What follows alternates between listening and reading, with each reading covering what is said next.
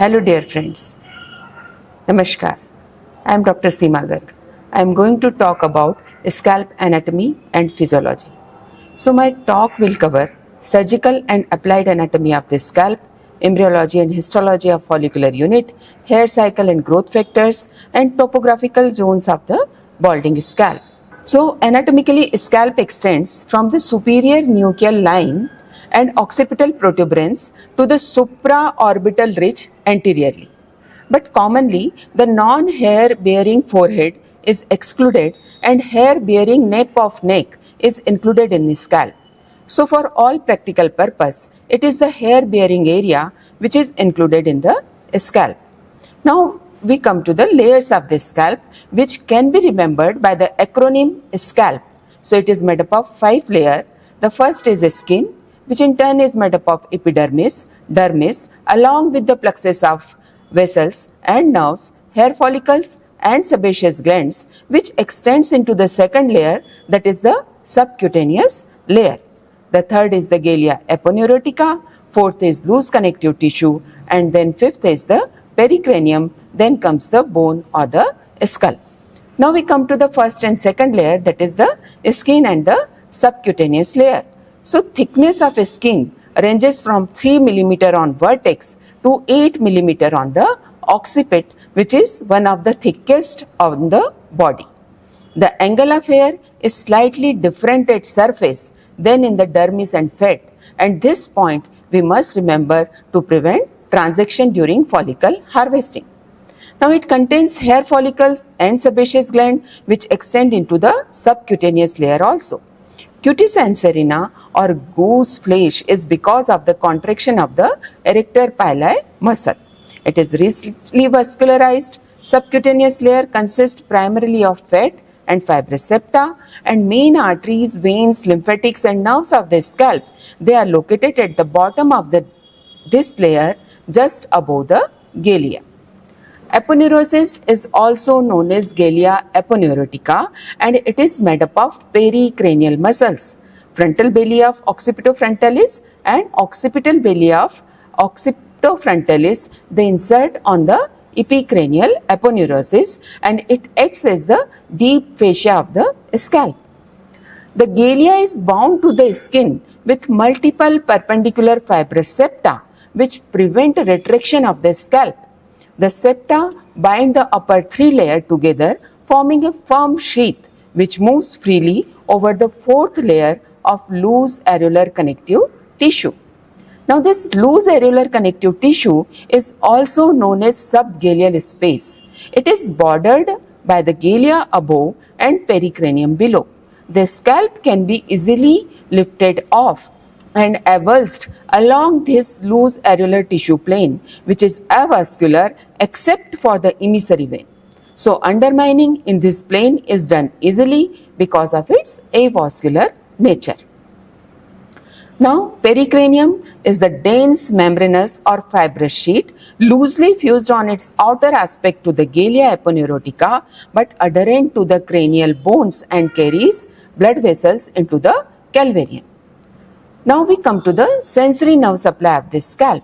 When we see this figure, we can imagine that the forehead, anterior scalp and mid scalp, as far as the crown, they are supplied by the supratrochlear and supraorbital nerve from the ophthalmic division of the trigeminal nerve. The temporal scalp is supplied by the zygomaticotemporal branch of the maxillary division of the trigeminal, and the temporoparietal scalp is supplied by the auriculotemporal branch from the inferior mandibular division of the trigeminal nerve. Postauricular area is supplied by the greater auricular nerve, while the posterior scalp is supplied by the greater and lesser occipital nerves. So these are the main arteries and nerves, and the arteries, they accompany the nerves. So again we see these are the supraorbital nerve, these are the supratrochlear, and then comes the auriculotemporal, zygomaticotemporal, the greater occipital, lesser occipital, and they all are accompanied by the arteries and veins of the scalp. Again, this is the location for the supraorbital and the supratrochlear nerve, and you can see the area in front of the ear it is supplied by the branches from the trigeminal nerve, while the area behind the ear is supplied by the branches from the cervical plexus. So this location of the nerves is very important, and if we know the surface anatomy of the nerve, then we can give the nerve block. So this is the three-finger position for the supratrochlear and supraorbital nerve. When we keep our middle finger on the glabella, and then we can locate the supratrochlear and the supraorbital nerve and can inject the local anesthetic to give the nerve block. Similarly, three-finger position for the greater occipital nerve. So we have to palpate the external occipital protuberance, keep the middle finger on the protuberance, and then we can locate the nerve and can give the nerve block. So we all know from these slides that the nerve supply of the frontal and mid scalp is different from the nerve supply of the posterior, parietal and the lateral scalp, indicating the embryological difference in origin of the tissue and the hair follicles in this region. So this embryology may explain the response of the follicles in the male pattern baldness, creating a pattern where on the hairs on the top of the head are lost to baldness, while lateral, parietal and occipital hairs are comparatively preserved or remains lesser affected. Now we come to the arteries of the scalp. So these are the main arteries, supratrochlear, supraorbital. They are the branches from the ophthalmic division of the internal carotid artery. And the superficial temporal, occipital and the posterior auricular artery are the branches from the external carotid artery. So there is rich anastomosis between internal and the external carotid artery on the scalp. So scalp is highly vascular with dense collateral, allowing the survival of scalp even on single vessel. But there is a watershed area in the midline and vertex having comparatively low circulation and oxygenation, is shown by the Doppler and thermographic studies, probably causing early hair loss and susceptibility to necrosis. The scalp also receives blood supply through bone perforators arising from the meningeal vessels, due to which circumscribed island of scalp devoid of blood supply from all sides are known to survive. Now, if we see the venous drainage, then veins are found along the arteries and drain into the jugular vein. The unique emissary vein run perpendicular through the scalp to perforate the bone and drain into the intracranial veins and venous sinuses. Now the subcutaneous tissue.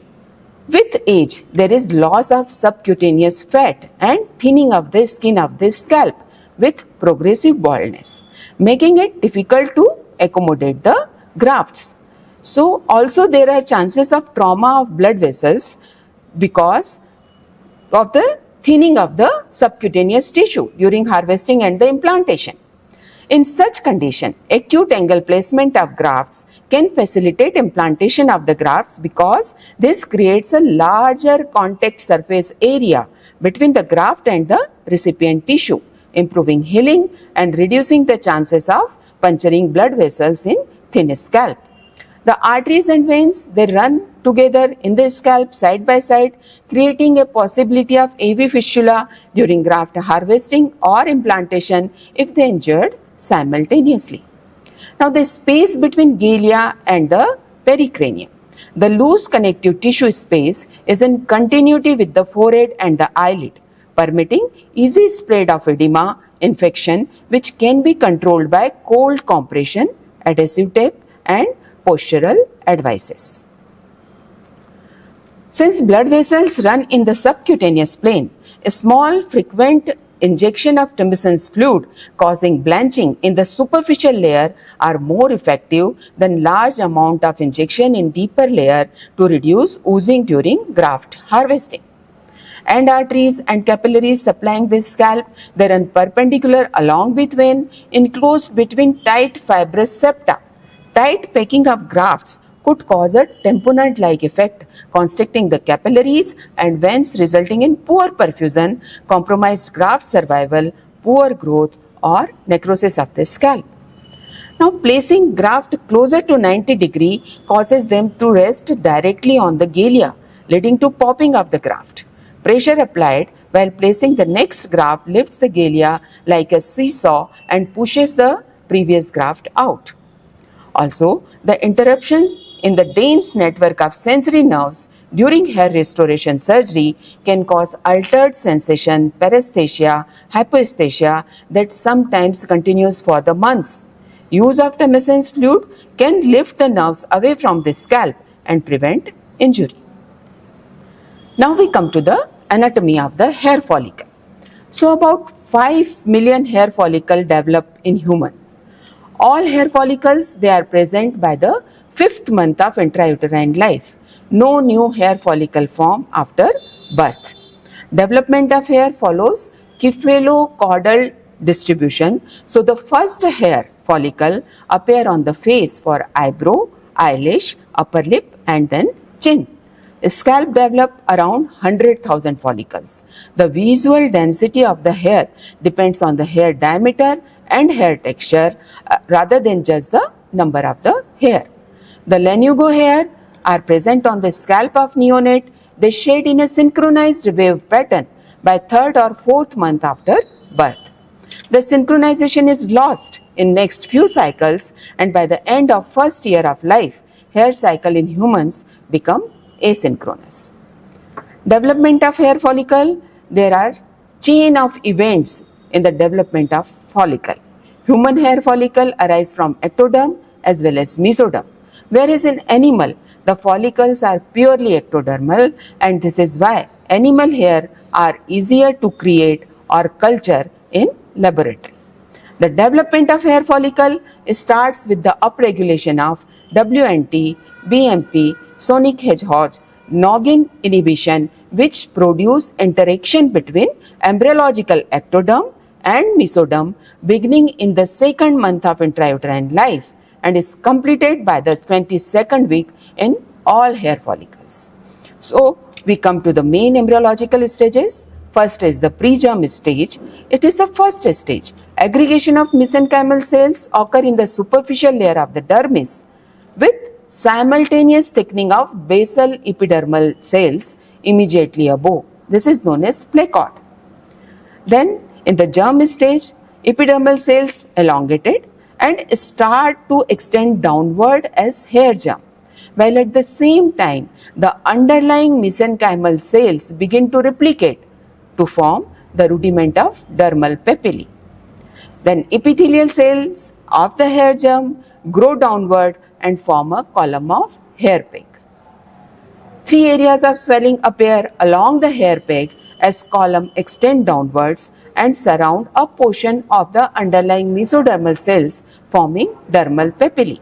The most superior swelling is for the apocrine gland, middle one for the sebaceous and the lowest to the bulge area to which the erector pili muscle will attach. The erector pili muscle develops near the sebaceous gland independent of hair follicle. Epidermal cells at the base of the hair column surround a portion of the underlying mesodermal cells forming the dermal papillae. These epidermal cells begin to actively proliferate to form the early matrix. This initial hair shaft move upward. The primordial hair is surrounded by the epithelial root sheath and dermal root sheath. The dermal root sheath is associated with the smooth muscle erector pili muscle except in the eyebrows and eyelashes. So this is the embryology and you can see it begins with the condensation of the mesenchymal cells, epithelial cells extend downwards, 3 swelling appear and then there is formation of the mature follicle. Now we come to the types of hair. There are 3 types of hair. The first is the terminal hair, then the intermediate hair and the villous hair. The terminal hair are thicker and longer with diameter of more than 0.06 mm and length of more than 1 centimeter. They are usually pigmented and medulated. Intermediate hair, the thickness is between 0.03 to 0.06 millimeter and they represent early miniaturization.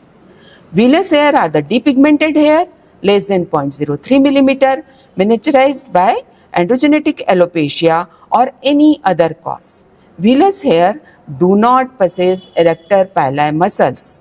They replace lanugo hair in postnatal life, and they are of two types. True villus, in which the inner root sheath and outer root sheath is of equal width, or outer root sheath is thinner. But in villus-like hair, outer root sheath is thicker than inner root sheath, and it shows that hair is growing. At puberty, in the axilla, pubic and facial region, this villus hair converted to the terminal hair by the androgen hormones. So these are the main features of the villus and the terminal hair. Now hair follicle has three parts: infundibulum, isthmus and the inferior segment. The upper region is the infundibulum, and it extends from the opening of the sebaceous duct to the follicular opening on the surface of the skin. It contains fully formed hair shaft. The isthmus is the opening of the sebaceous gland to the insertion of the erector pili muscles. The bulge area of the hair follicle is present at the level of the insertion of the erector pili muscle. It is composed of a biochemically distinct population of keratinocytes that possesses the characteristic of epithelial stem cells. These follicular stem cells are multipotent and can give rise to different cell types. Here, stem cells may be more specific to generate epidermal and sebaceous gland cells. The bulge area is critical for regeneration of follicular unit. Nerve endings and Merkel cells are also present in the bulge area, and they play a role in providing signals for hair growth and cycling. So this is the most important and vital part of the hair follicle. The inferior segment extends from the base of the follicle to the insertion of the erector pili muscle. This part of the hair disappears in telogen phase, so it becomes transient and cyclically regenerate itself. Now the Adamson fringe, it divides inferior segment into two parts: the stem, that is the part of the follicle above the keratinous zone, that is above the Adamson fringe, up to the insertion of the erector pili muscles. The hair shaft and the inner root sheath are keratinized at this level. Then the lower part is the bulb. It is the deep bulbous portion of the follicle that surrounds the dermal papillae and is made up of actively growing cells. The dermal papillae directs the embryonic generation of the follicle, and bulb produce the long cylinder of the hair. Line of Auber. It divides bulb into two parts: an upper region in which the cells are differentiated to form the inner root sheath and hair. A lower region of undifferentiated cells is the matrix or the germinal center of the follicle. Here cells are mitotically active and move upward where they increase in volume. Melanocytes are also present here, which migrates from the neural crest to the hair bulb. Now we come to the various structure of hair follicle in transverse section. So first, innermost is the medulla, which is absent in villus hair. Then comes the cortex. It is made up of keratinized pigment cell. Then is the cuticle. Then is the inner root sheath, which extends from bulb up to the beginning of the isthmus and is made up of three layers: inner root sheath cuticle, Huxley's layer and the Henle's layer. Then comes the outer root sheath, which extends from the bulb to the sebaceous gland opening. It contains melanocytes, neurosecretory cells of Merkel, Langerhans cells, that is tissue macrophages, and follicular stem cells. And the outermost is the dermal sheath, which is made up of collagen bundles, progenitor cells that maintain and regenerate the dermal papilla, and fibroblasts that can help in wound healing. So just to revise, this is the Auber's line which divides the bulb into differentiated and undifferentiated cells, and then the Adamson fringe, above which are present are the keratinized cells. Now we come to the important part of the hair. Again, this is the revision. So the bulge area, it is at the level of the insertion of the erector pili muscle. It is considered as part of outer root sheath and is critical for regeneration of follicular unit. Follicular stem cells and melanocytes are present in the bulge area. Hair bulb is the bottommost portion of the inferior segment that surrounds the dermal papillae. Germinal matrix is present at the base of the bulb. Matrix cells are epithelial in origin and present just above papilla. Cells are undifferentiated, actively dividing, and immunologically privileged. Melanocytes are present between the basal cells of matrix. Melanin is incorporated in new hair by phagocytosis. Dermal papillae is mesodermal in origin. It contains specialized fibroblast with hair follicle inductive properties. It is needed for the initiation of new hair cycle and normal hair growth. It regulates matrix cells division and the caliber of the hair produced. Androgen receptors are present in the dermal papillae. Growth factors and their receptors are also present here. Stem cells are present in the outer root sheath, bulge area, and matrix cells. These are the cells that divide and have the capability of producing new hair follicle. Immunohistochemical markers like CD34 and keratin have suggested that follicular stem cells may be more widely distributed along the outer root sheath. The hair bulb and the dermal papillae with its associated nerves and blood vessels constitute the hair root. Now we come to the hair cycle. So in humans, the scalp hair cycle is asynchronous. Adjacent hair follicles are in different stages of the cycle, creating a mosaic pattern. At any time, approximately 84 to 90% of the scalp hair are in anagen, 2% in catagen, and 10 to 16% in telogen phase. Thinning and baldness happens when this fallen hair are not replaced with new anagen hair and when the hair cycle is dysregulated, slowed, or arrested. The duration of catagen and telogen is relatively constant, while the duration of anagen varies from person to person, and it is the principal factor for determining the hair length. Healthy hair growth rate is 0.35 mm per day, that is around 1 centimeter per month. Each hair follicle goes through a sequential phase of growth and rest 10 to 20 times in a lifetime. So this is the anagen phase, growth phase, and the duration is usually 3 to 10 years. Then comes the catagen or the involution phase for 2 to 4 weeks, telogen or the resting phase for 3 to 4 months, and then is the exogen, that is from telogen up to shedding, weeks to months. Now if we revise the hair cycle, the first is the anagen phase in which the hair shaft growth takes place. There is rapid proliferation in the bulb, differentiation of hair and inner root sheath. Inner root sheath degrades in the infundibulum, and the duration of anagen determines the length of the hair shaft, and this phase is sensitive to chemotherapy. Then anagen to catagen transition, proliferation ceases, apoptosis begins in bulb and outer root sheath, differentiation slows. Then catagen is the regression phase, extensive apoptosis, differentiation ceases, hair club formed, DP remains in contact with the epithelium. Then catagen to telogen transition, club hair anchored, apoptosis ceases, DP reaches stem cell niche, follicle become quiescent. Then is the telogen, which is the resting phase. So no significant proliferation, apoptosis or differentiation, and DP is near stem cells. Exogen, club hair loss, and this exogen may not occur in each hair cycle. So there can be transition from telogen to anagen transition. Stem cells activated, cells near DP proliferate, formation of new hair bulb, inner root sheath, and hair shape differentiation begins after bulb formed. So this is the complete hair cycle. Now the dermal papillae generates growth factors and encourage the multiplication of bulge stem cells and regulate shift between growth phases.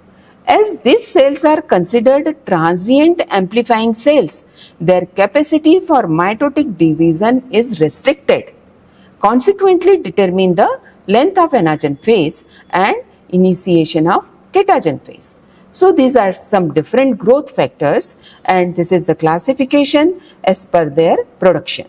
So factors produced by dermal papillae cells affecting the matrix cells are like insulin-like growth factor, fibroblast growth factor. Then growth inducing of dermal papilla cells are the basic fibroblast growth factor, platelet derived growth factor, hepatocyte growth factor, macrophage stimulation protein, and the later two also stimulates the matrix cells. Those inhibiting dermal papillae cells is the important one, transforming growth factor beta. Those inducing growth of matrix cells, vascular endothelial growth factors, keratinocyte growth factors, and insulin growth factors. Those inhibiting growth of matrix cells are interleukin 1 alpha, fibroblast growth factor, epidermal growth factors, DDK1, and the last one has receptors on dermal papillae cells also. Then factors acting on unknown locations, so growth inducing factors and some growth inhibiting factors like parathyroid hormone. So now we come to the topographical zones of the scalp. For better understanding of topical areas of scalp, we must understand midfrontal point, temporal peak point, transition point, then some major zones like frontal, midscalp and the vertex, some fringes like temporal fringe, parietal fringe and the occipital fringe, frontotemporal angles and parieto-occipital triangles, and edges, the uppermost or the anteriormost border of the fringe are called as edges. So midfrontal point is the anterior most central point of the hairline. It is an important aesthetic point and landmark which plays an important role in designing anterior hairline. We can also determine its position at the junction of vertical and horizontal part of the scalp. Then the anterior temporal point or the sharp angled anterior most points of the temporal fringe situated in front of the ear. This plays an important role in framing of the face. Vertex transition point is the point situated between the posterior most border of the mid scalp and upper border of the occipital fringe. This is the point where the horizontal portion of the scalp starts sloping down and becomes vertical. The major zones of the balding scalp. The balding area of the scalp can extends from the anterior hairline to the upper border of the occipital fringe. It is divided into three zones. The anterior most is the frontal, then the mid scalp, and then the vertex, which is the posterior most area of the scalp and include the whorl. So these are the major zones of the scalp. This is the frontal, then mid scalp, and this is the vertex. The parietal fringe, the superior border of the parietal fringe starts from the posterior border of the superior temporal fringe, an imaginary line aligned to the tragus of the ear to the start of the occipital fringe. So these are different fringes of the scalp: the anterior temporal fringe, the superior temporal, the parietal and the occipital fringe, and in between the superior temporal fringe and anterior temporal is the frontotemporal angle. Now the lateral hump. Lateral hump starts from the lateral border of the mid scalp area, usually the natural part line, slopes downward on both sides. The location on both sides is aligned to the lateral canthus of the eye. The direction of hair also gradually changes from forward to laterally and downwards. In advanced grade of male pattern baldness, this lateral hump also becomes alopic and needs restoration to bridge the gap between the midscalp and the parietal and occipital fringe. Frontotemporal triangle, this typically becomes deeper and more receded as part of the male pattern baldness. These are alopic areas situated anterolaterally between the lateral aspect of the frontal area and temporal fringe. The posterior apex of the triangle is aligned to the lateral canthus of the eye. Parieto-occipital triangle or the posterior parietal triangle zone. These are triangular area situated in the posterior lateral portion of the mid-scalp. The boundaries of this triangle are anteriorly by the mid-scalp, posteriorly by the vertex, and laterally by the occipital fringe. These are sloping laterally. So these are some of the references. Thank you.